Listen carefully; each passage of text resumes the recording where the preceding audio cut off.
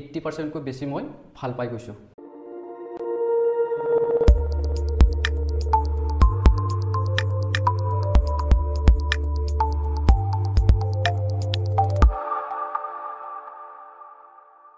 Hello friends, namaskar. আজি মই মোৰ চেণ্টাৰ গুৱাহাটীৰ পৰা আকৌ এবাৰ সো মোৰ তাত এজন local patient from Guwahati local is vocal so এতিয়া আমি ভোকাল ভিডিও বনাই আছো যে তেখেত নিজৰ এক্সপেৰিয়েন্সটো শেয়াৰ কৰক আপোনালোকক কি লৈ আহিছিলে কেনেকুৱা আজি কি খবৰ সো নমস্কাৰ কি নাম আপোনাৰ মোৰ নাম চন্দন কলিতা ওকে কোৰ পৰা আহিছে আপুনি গুৱাহাটীৰ পৰা আহিছো গুৱাহাটীয়ে কোন জায়গা মই ফাটাছিলত থাকো সো এতিয়া আপুনি শেয়াৰ কৰক যে আপোনাৰ অসুবিধা কেনেকৈ হল ক'ত হল কি ললে নললে কেনেকুৱা অৱস্থা আছিল শেয়াৰ কৰক যেতিয়া মই সাৰটা আহিছিলো তেতিয়া মোৰ জইনত হাতৰ জইনত পেইন আছিল তাৰ পিছত মোৰ আই জইনবোৰ আঙুলি জইনবোৰত পেইন আছিল মোৰ ভৰিৰ জইনত পেইন আছিল তাৰ পিছত সাৰৰ মই ভিডিও দেখিলো সাৰৰ ওচৰত আহিলো তেতিয়া গম পালো যে গুৱাহাটীত আহিছে সাৰৰ পৰা এপইন্টমেন্ট লৈ মই সাৰটাত আহিলো তো সাৰৰ পৰা প্ৰথম দুটা যেতিয়া মই ট্ৰিটমেন্ট ললো তাৰ পিছতে মই বহুতখিনি ইমপ্ৰুভ হল আৰু তাৰ পিছত মই এটো কন্টিনিউ কৰিলো আৰু এতিয়া মোৰ অলমোস্ট 80% কৈ বেছি মই ভাল পাই গৈছো ৰিলিফ পাইছো আৰ্থৰাইটিছ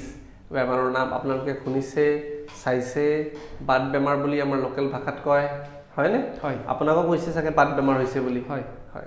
সো এনেকা হ'ব পাৰে যে আপোনাৰ গাটো বাত বিষ আছে বা আপোনাৰ পৰিয়ালত কোনোবা কাৰোবাৰ গাটো বাত বিষ আছে কিন্তু আপুনি গম নাপায় বা সিৰিয়াছ লোৱা নাই বাৰু ঔষধ খাই পেলাই চাগে কমাই আছে কথা তেখেতৰ শুনক আচ্ছা কেনেকৈ ষ্টাৰ্ট হৈছিল মানে বিগটো অসুবিধাটো কেনেকৈ গম পাইছিল ষ্টাৰ্ট মোৰ প্ৰথম হাতৰ আঙুলি এটাত হৈছিল তাৰ পিছত মই ইমিডিয়েটলি মই ডক্টৰ এটাৰ লগত কনসাল্ট কৰিলো তেখেতে মোক ষ্টেৰয়েড দিলে তো তাৰ পিছত মই ইমিডিয়েটলি ৰিলিজ পালো কিন্তু লাহে লাহে পিছত বস্তুটো মোৰ বাকি হেৰিটো হৈ গ'ল জইনবোৰটো ষ্টাৰ্ট হৈ গ'ল এনেকুৱা হৈ গৈছিল যে মই মুভ কৰিব নোৱাৰিছিলো মানে মুভমেন্ট নাছিলে মুভমেন্ট আছিলে বাট বহুত সময় যদি এটা হেৰি থাকে তাৰ পিছত মানে মুভ কৰাত অলপ পেইন হয় দুখ পাও অলপ দিগদাৰ হৈছিল বাইক চলোৱাত দিগদাৰ হৈ গৈছিল বেছি সময় চলাই থাকিব নোৱাৰিছিলো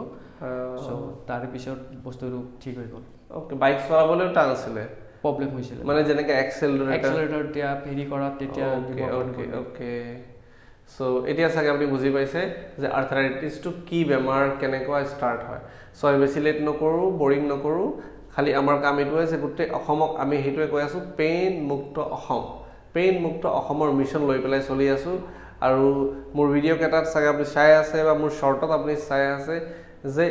কাইৰোপ্ৰেক্টিকৰ মই ট্ৰেইনিংও দি আছো যিবিলাকে শিকিব বিচাৰে হিয়ন্তক শিকাবলৈ মই ট্ৰেইনিংও দি আছো যে হিয়ন্তে নিজৰ গাঁৱত নিজৰ ঠাইত নিজে এটা বেক মুক্তি কেন্দ্ৰ খুলিব পাৰে আৰু মানুহৰ সেৱাত মানে অলপ আগবঢ়িব পাৰে সো তেনেহলে আমি ষ্টাৰ্ট কৰো বৰিং নকৰো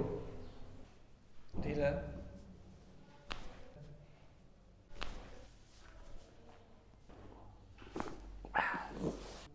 আৰু ঢিলা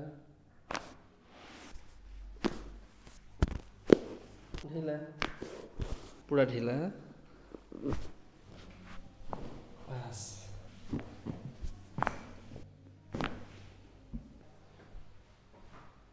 ফ্ৰী হৈছে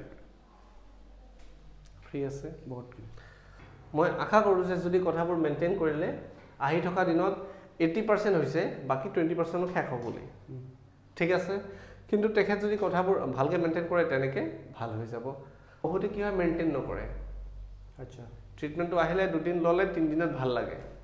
এতিয়া ঘৰত যাব একো মেইনটেইন নকৰিব বাইকত বহিব স্কুটিত বহিব অটো চলাব টমটম চলাব বহিব উঠিব জাৰ্নি কৰিব পিছত ক'ব ভাল হোৱা নাই তো তেনেকা মানুহ আছে কিন্তু বহুতখিনি মানুহ মেইনটেইন কৰা আছে সো মই আশা কৰোঁ যে আপোনালোকেও চাই আছে আৰু আপোনালোকে মেইনটেইন কৰিব কথাবোৰ মানিব আৰু আহি থকা দিনত বেমাৰ যদি নাই তো ভাল কথা আৰু বেমাৰ যদি আছে তো মই আছো ৰাইট সো তেনেকৈ আপুনি মেইনটেইন কৰক কথাবোৰ মানক আৰু যিমান সোনকালে হয় 100% কিয়ৰ কৰক ঠিক আছে স্যাৰ এনেকৈ আপুনি কৰি দিয়ক থ্যাংক ইউ